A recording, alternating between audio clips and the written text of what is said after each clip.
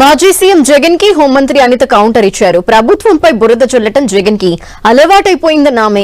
16 నెలల కాలంలో 16 రోజులైన జగన్ కంటిన్యూగా ఏపీలో ఉన్నారా అని ప్రశ్నించారు. ఎప్పుడో ఒకసారి చుట్టపు చూపుగా ఫ్లైట్ లో వచ్చి వెళ్లిపోతుంటారని అన్నారు.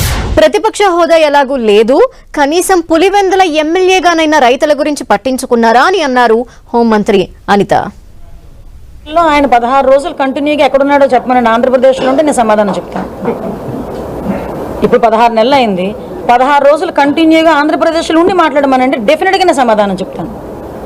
అంతే తప్పించి చుట్టపు చూపుకు వచ్చేవాడిలాగా ఎప్పుడో వస్తాను ఫ్లైట్ వేసుకొని వచ్చి ఏదో బురద జల్లేసి వెళ్ళిపోతానంటే కాదు. ఇక్కడికి వచ్చిన తర్వాత పోనీ వరదలు వచ్చినాయని చెప్పారు కదా, ప్రకృతి వైపరీత్యాలు వచ్చినాయి అన్నారు కదా.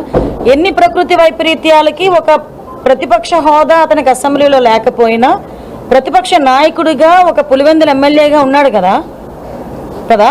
సో ఎంతమంది దగ్గరికి వెళ్ళి పరామర్శ చేశారు, ఎంతమంది దగ్గరికి వెళ్ళి అంటే పరామర్శలు చేయడం అంటే మామిడి రైతుల దగ్గరికి వెళ్తున్నానని చెప్పి మామిడికాయలన్నింటినీ ఏదో సినిమా సెట్టింగ్ వేసిన రోడ్డు మీద తీసుకొచ్చి చేయడం కాదు కదండి. చిత్తశుద్ధితో పనిచేయమనండి, చిత్తశుద్ధితో అడగమనండి, డెఫినెట్గా మేము సమాధానం చెప్తాం.